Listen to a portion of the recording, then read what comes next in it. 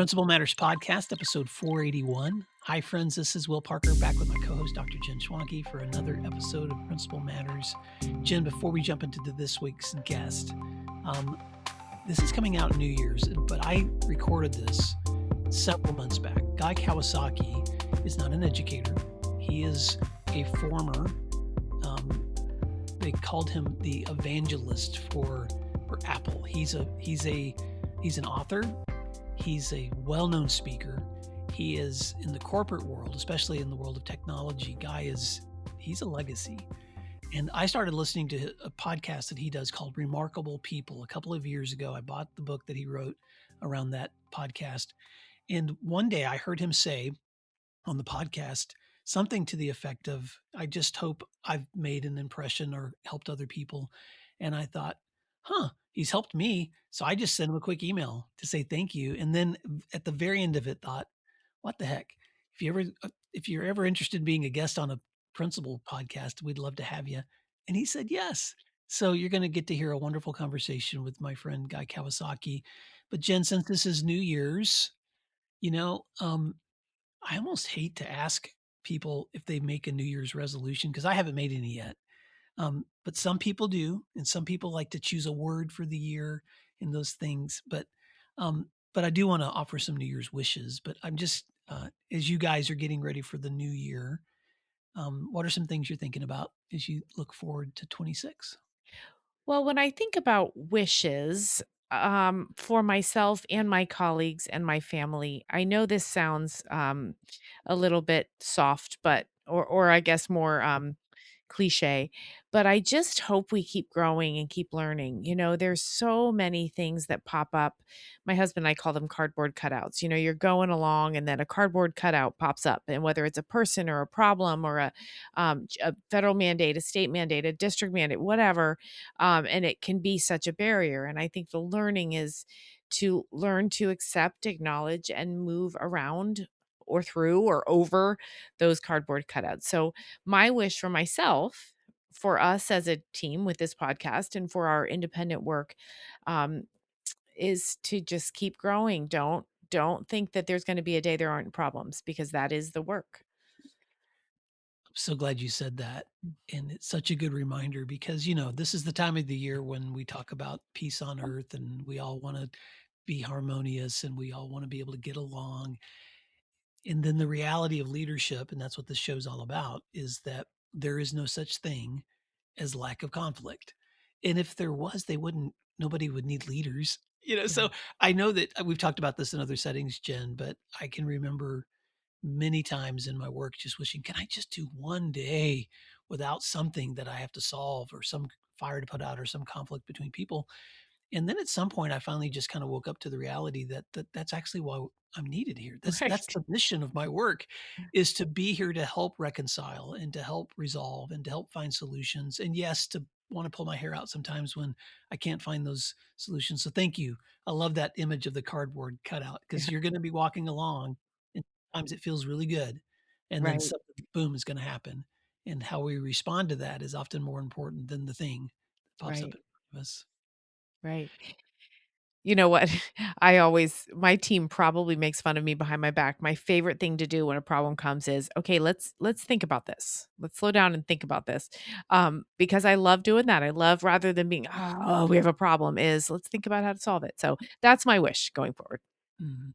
Well, thanks for that, Jen. And Principal Matters listeners, we'd love to know your wishes. And so if you want to reach out to us, of course, there will be an email accompanying this week's post, or you can send Jen or I some messages through our website. So, Jen, how can our friends stay connected with you in this coming year?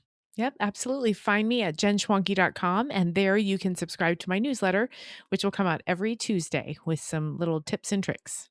And you can always reach out to me at will@williamdparker.com or check out today's post at the website. I know you're going to love this conversation with Guy Kawasaki, and Happy New Year. Happy New Year, everyone. Let's take a moment to thank our sponsors, and then we'll be right back. Everyone talks about the power of data-driven instruction, but how do you actually get the right results and know the best next steps? The secret is iExcel. IXL helps you easily assess performance and determines the best path forward for each student. Whether you need data for benchmarking or intervention planning, IXL can do it all. And IXL doesn't stop at assessments. It also provides you with everything else your school needs, from a standards-aligned K-12 curriculum to actionable analytics. IXL's online learning and teaching platform is research proven to improve student outcomes, and it's used by 95 of the top 100 U.S. school districts. If you want to start driving real progress, get started today at ixl.com/PM. You're listening to Principal Matters, the School Leaders Podcast. Hi, friends. This is Will Parker, host of Principal Matters, the School Leaders Podcast, where each week we bring you inspiring, innovative, and imaginative ideas for your own school leadership. And this week, we're going to be talking about how to think remarkable with my special guest, Guy Kawasaki. Guy Kawasaki is a marketing specialist, author, and Silicon Valley legend, best known as Apple's former chief evangelist. He played a key role in marketing the original Macintosh in the 1980s and later became a pioneer in evangelism marketing. Today, he's the chief evangelist at Canva and the host of Remarkable People podcast. Guy is also the author of 15 books, including The Art of the Start and his most recent book, Think Remarkable: 9 Paths to Transform Your Life and Make a Difference. Guy has been inspiring entrepreneurs and innovators worldwide. Man, his career blends tech and storytelling and passion for helping people change the world through bold ideas. Guy Kawasaki, welcome to Principal Matters Podcast. Feel free to fill in the gaps on that intro and tell listeners something else they may be surprised to know about you and your journey. I don't know if I want to answer that question, but I'm very happy to be here. I think that educators are the unsung heroes of society. And so if you ask me, who are the people who really should be glorified more? I mean, if you have to have a hero, you should pick an educator as a hero. Mm-hmm. Well, you've become one of my heroes, so I just have to geek out for a minute for listeners. So a few years ago, I've been podcasting for a long time, and I listen to podcasts by entrepreneurs, not just educators, but because now I do this work full-time, Guy. And when I came across your work, I just have to say this out loud.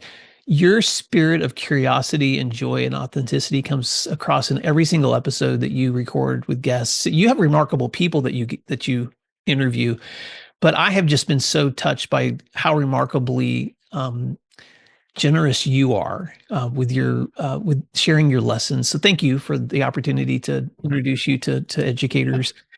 It's funny. You're very kind to say that. And as I look back on my career, I have to tell you that I think my podcast is the best work I've ever done. Mm. It's also the least appreciated.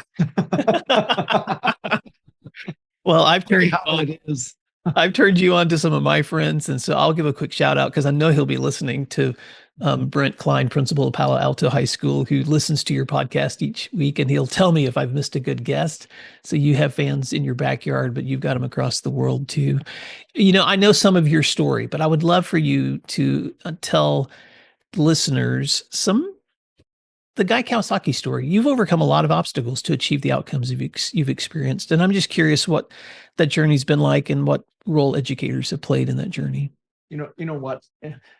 Let's maintain the consistency of open and transparent, because I have not overcome a lot of obstacles. Not like, when you read these stories of people who immigrate to America and, they have one little bag and they have nothing and they start from nothing, or they overcome medical or drugs or crime or whatever. I don't have any of those kind of stories. I came from Hawaii. I lived, in a poor area of Hawaii, but not like, crushingly poor. I never knew I was poor, quite frankly.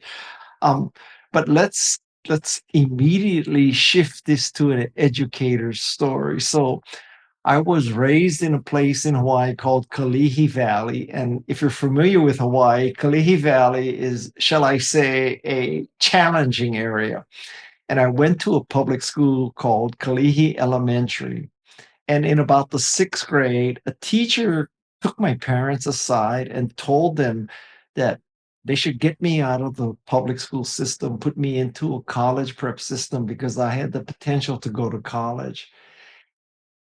And luckily, my parents listened to her. They made a lot of sacrifices. So I went to this college prep school. That college prep school got me into Stanford, and kind of the rest is history. I met the person at Stanford who got me the job at Apple as Apple's second software evangelist, and the rest is history. So, in a sense, I can point to everything that I've accomplished in my life to that one sixth grade teacher who believed in me.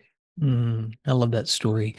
I've heard you talk to other guests too about um, a common fallacy that a lot of people have that because we know a lot of there's a lot of famous CEOs who dropped out of school or didn't get degrees, and it doesn't require education to do great things. But I've heard you push back against that a little bit in terms of Yeah. how to leverage your learning to help you move down the road to that next thing. Well, I learned this in one of my interviews of my podcast. And the crucial question to ask is what's missing? And so, this narrative that you hear that you don't need a college education. Look at Mark Zuckerberg, look at Steve Jobs, look at Bill Gates. None of them have undergraduate college degrees, and look how successful they are.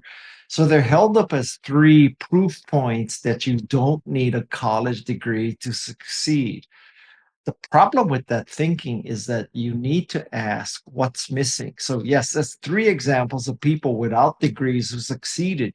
You also need to ask the question about the people without college degrees who didn't succeed. And you also need to ask the question about the people with the college degrees who did succeed. And finally, the people with the college degrees who didn't succeed. And one thing you will know that if you looked at, for example, the Fortune 500 CEOs, every one of them has an undergraduate degree. So, it's, I mean, I could make the case that in the history of modern business in America, we can come up with three examples of people who really successful without college degrees. Three over the course of 200, 250 years. And that's not exactly a trend. Um, and I think that a college degree is a very important thing. If it's not necessarily necessary nor sufficient, but I would make the case that if you can get a college degree, it is highly, highly desirable. If for nothing else, then it's 4 more years of exposure to the world and to different kinds of people. You might not be exposed to too many Chinese people at Harvard anymore, but we'll see if that resolves itself. Another thing I really appreciate about you guys, your curiosity. And because I can tell when you're interviewing, you're doing as much learning as you are like trying to give us exposure as listeners to the world out there. So this is probably going to be a really unfair question, but I want to ask it anyway. When you think about the hundreds and thousands of people that you've been able to interact with through your work and through your podcast, and I know this is part of what you uncovered in your newest book too, but what do you think makes people so remarkable? What are some of the qualities that you like to point out that cause you to say, this is somebody I want to unpack a little bit more about their experience? Well, first of all, my podcast is called Remarkable People. It's not called Rich People or Famous People, right? So rich wealth and fame is not a necessary quality to be on my podcast. Quite frankly, it might work against you to be on my podcast. So I am looking for people who have made the world a better place. And now you don't have to be Jane Goodall, although she's been on my podcast twice. You don't have to be a Jane Goodall and truly have this magnificent effect. You can be a remarkable person just changing one life, one school, one team, one lake, one stream. It could be your own life. So it's very hard to define what remarkable is, but it is definitely not necessarily highly correlated with wealth or power. Um, and so I pride myself in bringing to I guess, the consciousness of my listeners, these people they would have never heard of before. They would have never learned about them. And that is a great source of joy for me. I know that one of the, and I'll just call it a principle that because I've heard you talk enough to recognize some of the people that who have influenced your own thinking. But I think one of the principles that I also admire about your commitments is the growth mindset. And Yes. so can you talk a little bit about, and I know that my listeners will be familiar with Carol Dweck's work because it's been so influential in the ways that I'm hoping it's been influential in the ways that we're reframing how we talk to students and in our own learning. But how has that mindset been helpful for you? And why is that something that you have found Well, I mean, inspiring? in a sense, when I read The Mindset by Carol Dweck, it was one of those moments where the scales were removed from my eyes. And, I, I, I really quickly bought into this dichotomy of you either have a growth mindset and and you believe you can do new things and learn new things, or you have a fixed mindset and you believe you can't, or even worse, you may have a fixed mindset and believe that, you know, because you're good in one thing, you don't want to risk your ego and risk your reputation by growing and trying another thing where you might not be so great. And so, believe it or not, because of the growth mindset book, I kind of took up hockey at the age of 44 and surfing at 60, which is not exactly ideal. I wouldn't call that optimal for taking up sports like that. And Carol Dweck has been on my podcast twice. She's now a personal friend. She's one of the biggest influences in my life. And somebody who's not necessarily mentioned as much as Carol Dweck is a woman named Mary Murphy, who is a protege of Carol Dweck. And she came up with the brilliant observation that it's the growth mindset is in your head, right? It's between your temples. So it's primarily inside your brain. Now, in order for you to truly succeed with a growth mindset, you need not just what's in your head, but the environment that you're in. Because if you have a growth mindset, but you're in a fixed mindset organization, it's just not going to work out well. So the people listening to this, if you're an educator or administrator, yes, you want to foster the growth mindset, but you also have to have an environment that supports the growth mindset. It's not something you just flip the switch and you become growth mindset. It takes nurturing. So that's one quality these remarkable people have. The second quality is they have a grit mindset. And this is the work of Angela Duckworth, which says that you must persevere because, frankly, if you have a growth mindset and you're trying something new, you're probably going to fail. It's probably going to take a lot of effort. So if you don't have a gritty mindset, you're not going to get to the other side of the river. Uh, so those are the two things. Then I added my own thing, which is grace. So it's grit, growth, and grace. Mhm. And grace is the revelation that towards the end of your career, you realize that it's all about paying back society. It's about making the world a better place. It's about helping the next generation. It's no longer about you. And this is, I learned a title of a book this morning that I thought was so clever, maybe the most clever title of a book I've ever heard. And it's called the Nerd Reich, as opposed to the Third Reich. The Nerd Reich is this book by Gil Duran, and I haven't read it yet. But I mean, if you can judge a book by its title, it's going to be a great book. And I think that the nerd right in Silicon Valley they've totally gone off the rails. I mean, it seems like the wealthiest people in Silicon Valley, all they care about is long-term capital gains and making crypto successful. That's all they care about. I mean, like I don't want to get I don't want to get too deep in the weeds here, but I just cannot understand that, I mean, if they can't take the high road, who can? Yeah. Well, oh my gosh. Okay. Because I'm a summarizer, I just have to pause before I ask the next question because there's so many things you said that are just so powerful. Um, Mary Murphy's work, and I've heard you talk about her work before in how growth mindset has to be an environment, not just what's in your head. It reminds me of another great book I love that's by Dr. Anthony Muhammad. He's an amazing educator who's done a lot of research on school culture. And he talks about the fact in his research, because he's visited lots of schools, and you can gauge through student performance and outcomes and surveys and just walking schools, whether you're in a toxic place or whether you're in a really positive place. And so he calls them four categories: believers, which are your growth mindset people; tweeners, which are your newest members that are still trying to learn the whole environment; survivors, which are just people that are misplaced or under resourced or burning out; and then fundamentalists is what he calls those educators who are stuck in their ways. They can even be strong in instruction, but it's all about them. It's all about me and protecting my turf. And what I love about his research, guys, it just confirms so much of what you said too, which is that when you have a believer who's in a place where the predominant environment is also other believers, then the growth is just incredible. But if they're isolated and they're alone in that kind of belief and thinking, they their ability is they're only able to really help the kids that are their direct care. It's not collective. It's not school wide. And so this is the way we think matters. And so I love your hallmarks of growth and grit and grace. Anything else you want to add to that before I change gears?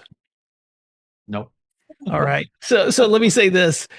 Um, Something else that I have admired about you is just your strong communication. And you have been an evangelist for Apple, for Canva. And I'm just going to say you're an evangelist for learning. I mean, golly, what you do with your podcast, but in your books. But um, I've taken time to look at some of the tips that you've given on communication because I spend a lot of time communicating. And I would just love it right now because I have a lot of leaders that lead meetings or teach classes or run board meetings or present at conferences.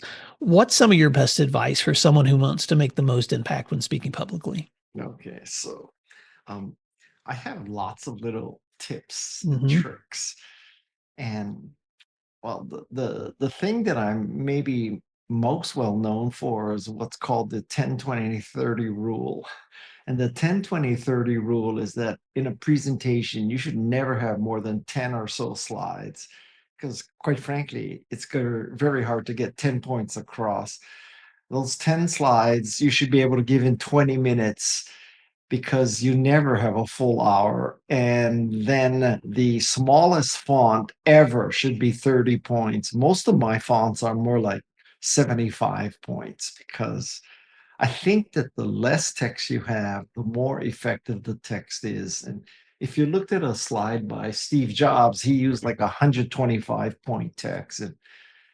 And I mean, I can't think of a more effective communicator than Steve Jobs. So a large font size forces you to really get to the absolute core of what you want the slide to say. And then it's what Nancy Duarte, a speech expert, told me is called the glance test. And the glance test is that people should look at your slide, digest it in a few seconds, glance at it, and then look back at you. And people make these slides with 8, 10, 12 point font, and they got these stacked bar charts, or they got these pie charts where the slivers of the pie have a little legend, and you cannot tell light blue from dark blue in that little sliver. And they're looking at that slide and they're not paying attention to you. You lost your audience. Hmm. So those are some basics. I would also say that you should try to always start with a story that illustrates, why and what you're talking about. I think stories are much more powerful than facts. And A funny story, funny topic is, there's this line of thinking that you should never start a presentation with a joke. And because if a joke fails, and most likely it will fail, then you're digging yourself out of a hole for the rest of the time. I have a different theory. I try to start every presentation with a joke just for the sheer challenge of making people laugh. So maybe that's a piece of advice you should ignore from me. So anyway, a few slides. I would also say that I think you should always use a white colored font on a dark or black background. The black font on a white background is painful and looks amateurish. You should always have a dark background with a light font. Uh, and boy, if people would just do those things right there, they would probably be the best speaker in the house. I'm gonna amen all of those, and I'm just gonna tell you how many of those suggestions I've tried to use, because when I go present on my books or topics, in fact, a couple of months ago, I was asked to, I don't remember if it was 60-minute, 90-minute, and it was on one of my books where I have 10 specific takeaways in the book, which is way too many, but I decided to try to see what would happen if I limited myself to just 10, like you said.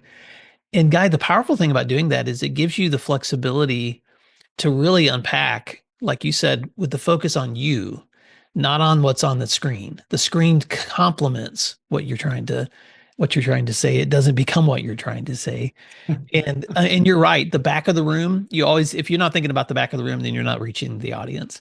It's got to be, what's that person in the very back seeing and hearing? Because if they can't see it from the back of the room, then you're not getting the message across. I guarantee you the people at the back of the room cannot understand a pie chart or a stack bar chart. Yeah. There's no way. Speaking of images, I'm just going to raise my hand to talk about how much I love Canva. We use Canva for our marketing. I use it for my presentations. I'm just, because I'm curious, I want to know, how did you get involved with them, first of all? But the other question I want to know is, what is your secret for partnering with others who make such an impact? Well, I'll answer the second one first. And the second answer is dog shit luck. I mean, I wish I could tell you that, I had this visionary power to pick winners. I started my career with Macintosh, and that was nepotism. I ended my career, or ending my career, with Canva. And I'll tell you the story of how Canva found me. I did not find Canva. Canva found me. So this is back, 10, 11 years ago. This is when Twitter was not a Nazi platform. And on Twitter, my social media person and I, we had a theory that every tweet had to have a picture. So we created an image or a graphic for every tweet, and she found Canva and was using Canva. And Canva noticed that Guy was using Canva, so they mentioned me. And I happened to see it. I happened to respond. I said to Peg Fitzpatrick, who's the person helping me with social media, "Isn't Canva what you use?" She said, "Yes." "And do you like it?" She said, "Yes." And I said, "Do you think I should help them?" And she said, "Yes." And that was the due diligence. I mean, no more than that. And what I like about Macintosh was that it democratized computing to make everybody more creative and productive. And what I like about Canva is it democratized design so that everybody could be a better communicator. You didn't have to buy Photoshop and spend a year trying to figure it out, and spend about 2 days installing it and all that. So I like to affiliate with things that are democratizing things. Well, it's so fantastic, and it saves me so much time. And back when I first started blogging and posting myself, I was trying to find, copyright free images, but Canva just has such beautiful options available. And so, what a winner. I want to be able to ask this question, as we're getting ready to wrap up. You spend a lot of time with change makers. And the people with whom I get to work a lot are educators who are committed to changing schools or communities or kids or, whatever setting that they're in. And I have listeners across the spectrum, rural, urban, suburban, even people that listen from other countries. And in today's political climate, often the people who are in public are also punching bags for politicians and crazy outrage. What advice would you have for leaders in education who want to be remarkable, even in today's really crazy climate? Um, I know a teacher in rural Oregon, and let's just say that's not exactly a liberal area. And she is very liberal minded, very, LGBTQ plus rights, women's rights, reproductive rights, all that good stuff, right? And I said, well, how do you survive with there? Because, the parents of your students probably radically disagree with your political philosophies. And she said, they do, but you know what, how I get to them and how I am able to make this work is because they know that I have their kids' best interests at heart, Mhm. right? So if you're doing what you're doing for the best interests of your students, I believe the parents will pick that up and support you. Now, I'm not an educator, I'm just telling you a story. I don't hold myself out as an expert on education, but that story really resonated with me. I think,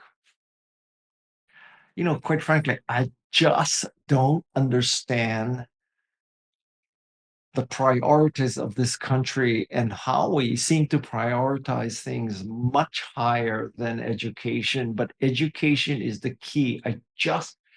It is one of the greatest mysteries in my life. And if we just bought like one less aircraft carrier or something, give double every teacher's pay. I mean, I do not understand when I see stories about teachers using their own money to buy school supplies. I just cannot understand that. Meanwhile, people are playing golf on taxpayer money. I just don't get me started. You already got me started, so it's too late. I do not understand that. And um, I think that education got America to where it is, and education is going to save us. And I just might have to get profane if I go on anymore. So I'll just stop there. But yeah. No, but I love that guy. And because I've listened to your show long enough, I think you and I share a lot of the same angst and anxieties as we look at the upside down priorities that we see happening in our world. And just to bring it full circle, you said that it's at the very beginning, remarkable people aren't people with power or wealth. They're people that are making the difference in the lives of other people. And somehow we keep rewarding people in the weirdest ways. And yet you and I both know the people that have influenced our lives the most are those that have changed our behaviors and our hearts and our outcomes. It had very little to do with their power or their resources. Anything you want to say as we wrap up? Because this has just been such a pleasure for me to be able to sit in the room with you, someone who talks to remarkable people all the time. You are a remarkable person, Guy Kawasaki, and I just was so thrilled to be able to introduce you to my audience. Anything you want to say as we wrap up, and how can people stay connected with your work? You're too kind. My podcast is called Remarkable People, and I promise you that I I leave nothing on the porch. I do my best job for remarkable people, and I'm trying to get all this knowledge out of people to help them be remarkable and help other people be remarkable. And I don't know, for the upteenth time, just let me express my appreciation for what all you educators are doing for society. And I just, at least you know that one person in Silicon Valley truly appreciates what you do. Well, Guy Kawasaki, Actually, let me tell you something. go for it. If you think that most of the Valley are like the nerd Reich that you always read about, you are wrong. right? The vast majority of Silicon Valley really care about making the world a better place and fostering education and fostering rights and fostering enlightenment. It's just that the people who grab the headlines, the nerd Reich, they get all the attention, but that is not a representative sample of Silicon Valley. I mean, it's just like the story we discussed before. If you just looked at Zuckerberg, Jobs, and Gates, you would say you don't need college. Well, that's three examples. Well, there's three examples of the nerd right that, don't believe that that's all of Silicon Valley. Ask what's missing. Yeah. Well, and I'm so glad you said that, because even when I meet people outside of my own field who are trying to understand education, there's so many ways that we judge what's going on in schools in the world based on either our own media exposure or our own community or our own experience in school. And when people ask me why I enjoy doing the work I get to do now, which is supporting leaders in schools, I'm just like, I don't know how I don't know how to explain what a privilege it is to show up every day with Yeah. with highly caring people, intelligent people who just have such a heart for making a difference in the lives of their communities. And so, sure, I can find those exceptions to the rule, and we can hold those up. And that seems to be, I don't know, the role of the media seems to always be to hold up the worst case examples.